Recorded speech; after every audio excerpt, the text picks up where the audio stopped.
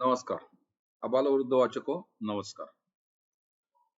पुण्याची अपूर्वाई या पुस्तकाच्या शेवटच्या 3 प्रकरणाचा आढावा आपण या चित्रफितीमध्ये घेणार आहोत. आपला हा पुण्याचा प्रवास जरा थोडा जास्तच लांबला, हे मान्य आहे. पण त्याला नाईलाज आहे. कारण पुण्यामध्ये इतकं काही बघण्यासारखं आहे, की अ, प्रत्येक जागेला जर न्याय द्यायचा म्हटलं, तर एवढा वेळ हा लागणारच.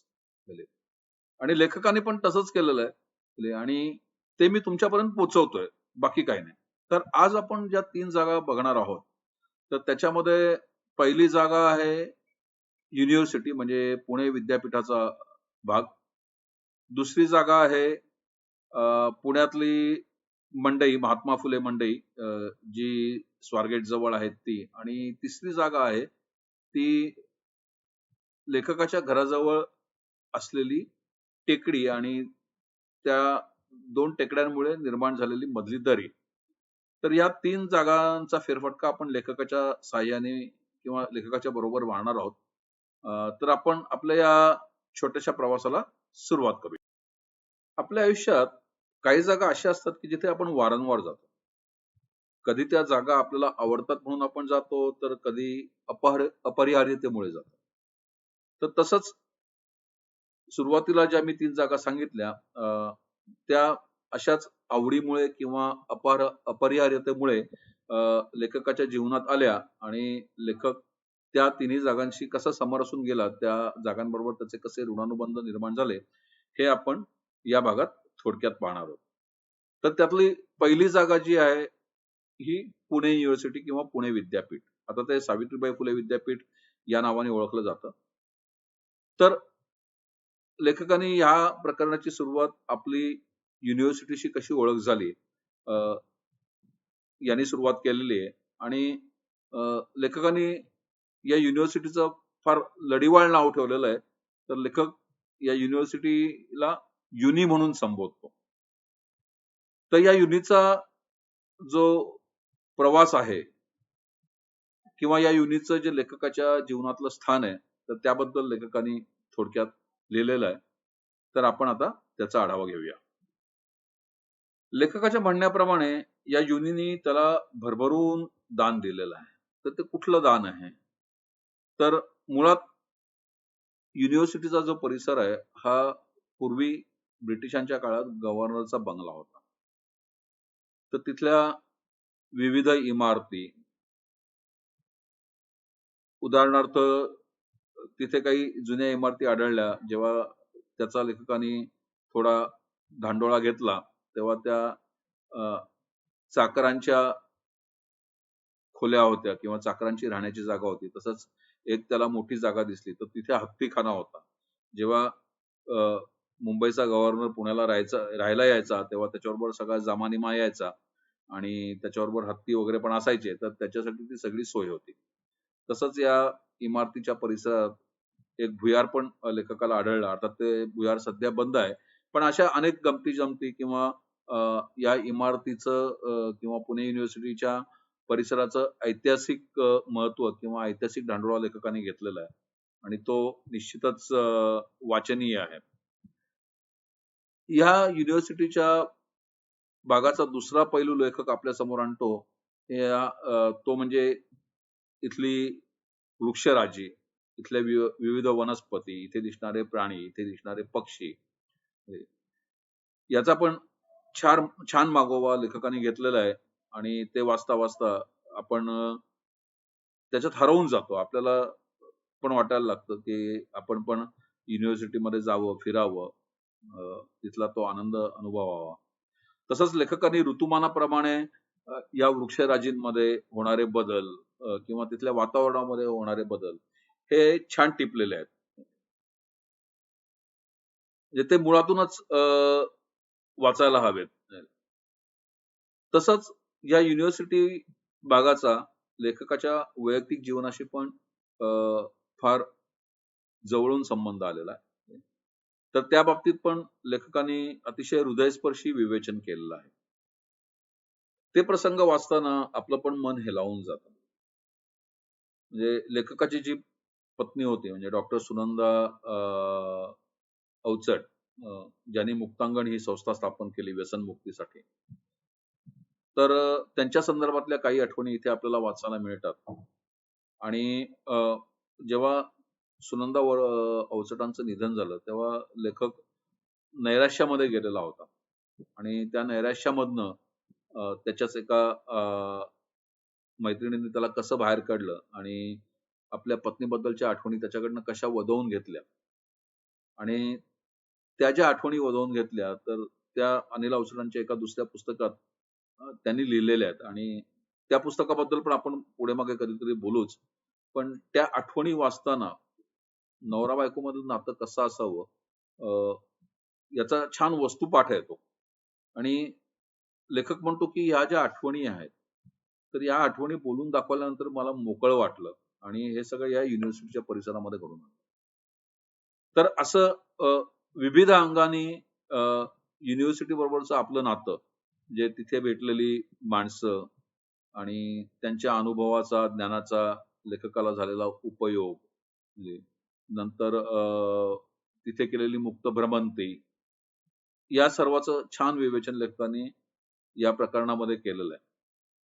या लेखाच्या शेवटी लेखक म्हणतो, की मला खरंच वाटतं, की असं शिकवणारी, बरं करणारी, आल्हाद देणारी, नवे सोबती मिळवून देणारी युनी माझ्या जवळ नसती, तर माझं काय झालं असतं?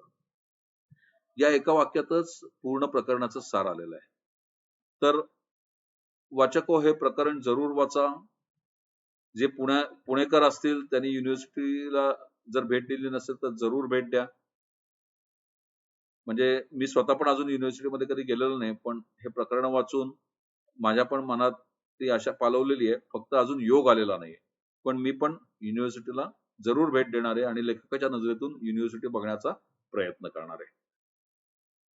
याच्यानंतर आपल्या पुढल्या प्रवासाला आपण सुरुवात करूया. कुठल्याही संसारी स्त्री पुरुषाला भाजी बाजार हा काही चुकला नाही. अगदी अमेरिकेतलं जोडपं घ्या, तो सुपर मॉलमध्ये जात असेल म्हणजे, किंवा गावातलं एखादं गरीब कुटुंब घ्या, त्यातलं नवरा किंवा बायको पण गावातल्या बाजारात निश्चितच जात असेल म्हणजे. कारण दिवसाची किंवा आठवड्याची भाजी खरेदी, फळं वगैरे वगैरे हे घेण्यासाठी त्याच्यासारखं दुसरं ठिकाण नसतं किंवा तिथेच जावं लागतं. तर ती एक प्रकारे भाजी खरेदी ही जीवनातली अपरिहार्यता आहे. अर्थात आता हल्लीच्या काळात बऱ्याचशा ऑनलाईन कंपन्यांमुळे भाजीपाला घरपोच मिळतो हे खरं आहे. पण तरी सुद्धा भाजी बाजारात जाऊन भाजी घेण्याचा आनंद जो असतो तो वेगळाच असतो. तर आपण पुण्यापुरती विचार करायचा झाला तर फार पूर्वीपासनं म्हणजे साधारणपणे 19व्या शतकाच्या शेवटापासून, म्हणजे जेव्हा महात्मा फुले मंडई उभी राहिली, ती अष्टकोनी इमारत उभी राहिली, तेव्हापासनं बहुतेक पुणेकर म्हणजे मुख्यतः जुनं पुणे जे आपण म्हणतो म्हणजे कसबा पेठ, नारायण पेठ, सदाशिव पेठ वगैरे वगैरे या ज्या पेठकरी पुणेकर, त्याची पावलं हमखासच रोज किंवा आठवड्यातनं एकदा या मंडईकडे वळतच होती किंवा ते जातच होते तिथे. तर अशा या मंडईच्या संपर्कात लेखक पण अशाच अपरिहार्यतेमधून आला आणि नंतर त्या मंडईच्या प्रेमात पडला.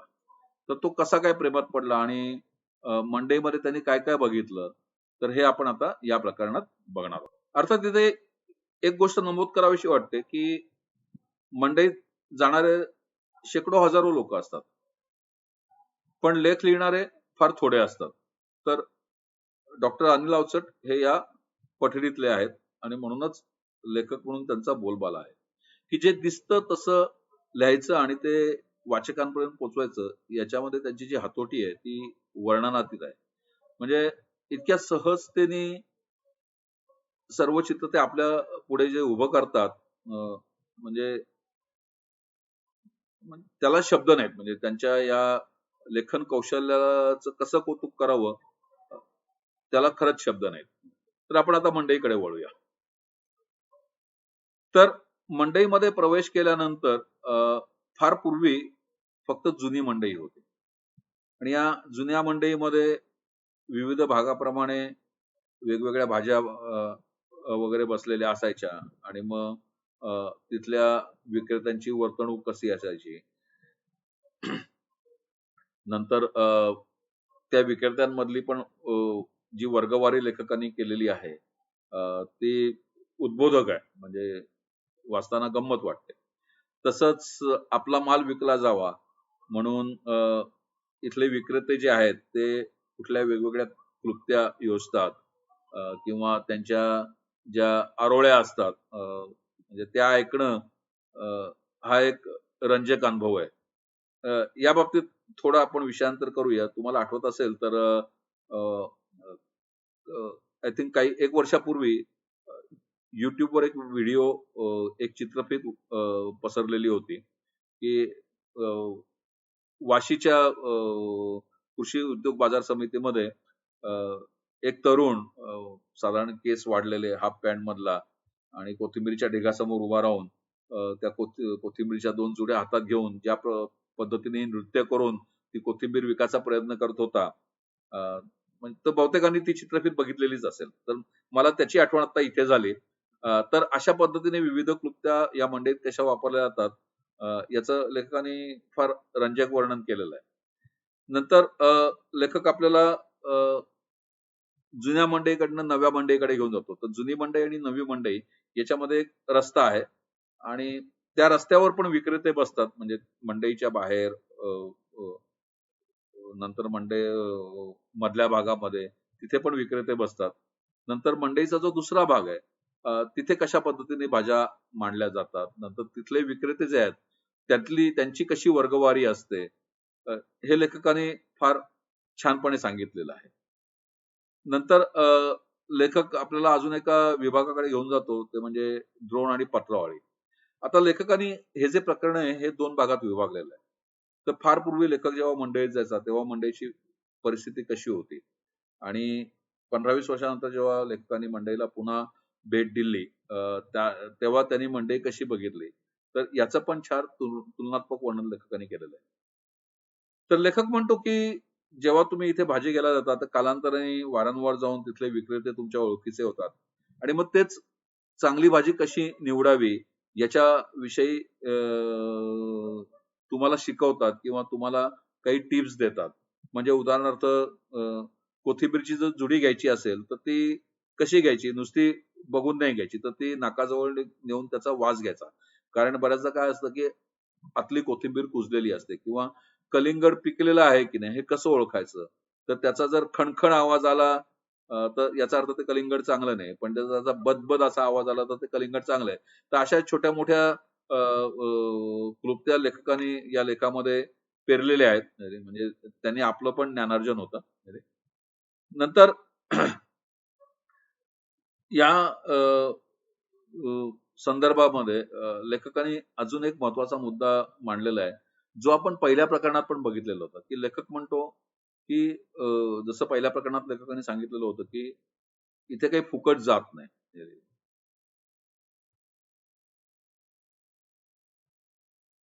तर मंडईमध्ये पण थोडीफार खराब झालेली भाजी असते, तर तिचा खराब भाग काढून किंवा जी फळं असतात त्यांचा खराब भाग काढून ते पण विकले जातात आणि त्याच्यासाठी म्हणजे जे गरीब लोकं असतात त्यांच्यासाठी तो चांगला व्यवहार असतो. कारण त्यांना स्वस्तात गोष्टी मिळतात, फळं खाण्याचा आनंद मिळतो, भाज्या मिळतात.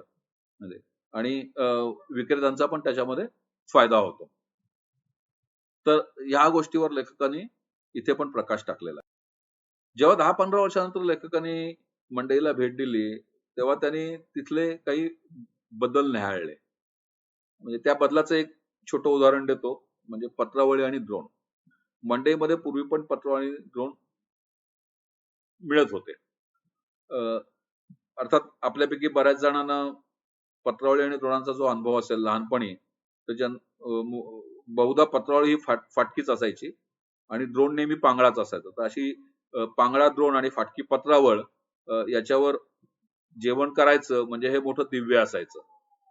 तर लेखक म्हणतो जेव्हा 15-20 वर्षांनी मी मंडईमध्ये परत गेलो, तेव्हा तिथल्या ज्या पत्रावळी आणि ड्रोन बघितल्या, तर म्हणजे साचेबद्ध पत्रावळी किंवा सुबक आकारातल्या पत्रावळी, नंतर वेगवेगळ्या झाडांच्या खोडापासून बनवलेल्या पत्रावळी, वेगवेगळ्या आकाराच्या पत्रावळी किंवा थाळ्या हे बघून म्हणे आश्चर्य वाटलं आणि छान पण वाटलं.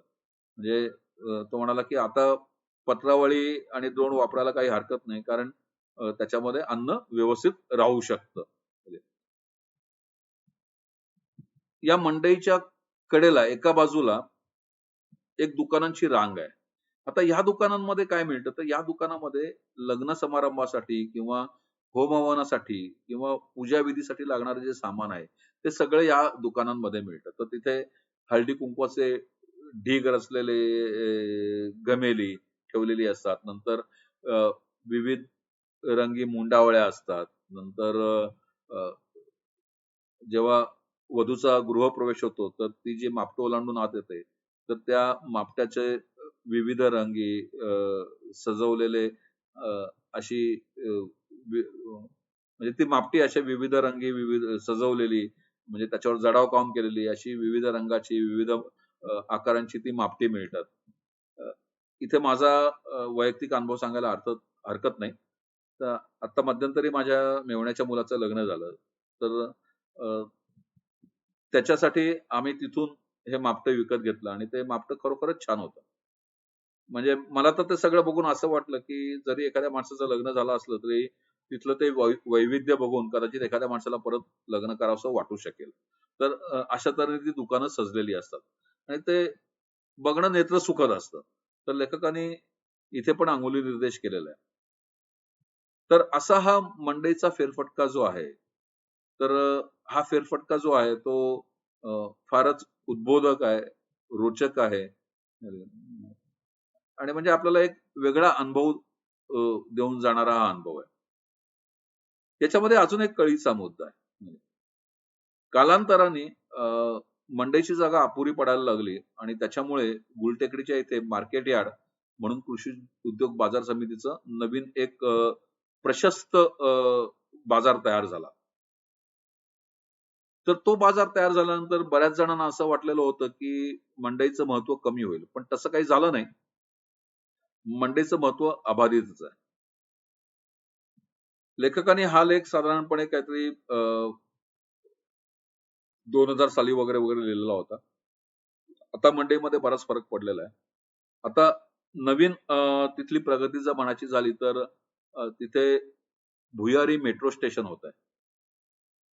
तर ज्यांनी मेट्रोचं सगळं आराखडा आखला त्या मंडळींचं मला कौतुक करावसं वाटतं, की मंडईच्या इमारतीला धक्का न लावता त्या लोकांनी त्या मेट्रो मार्गाची रचना केली आणि तिथे भुयारी मेट्रो स्थानक निर्माण करायचा निर्णय घेतला आणि त्याच्यामुळे मंडई अबाधित राहिली.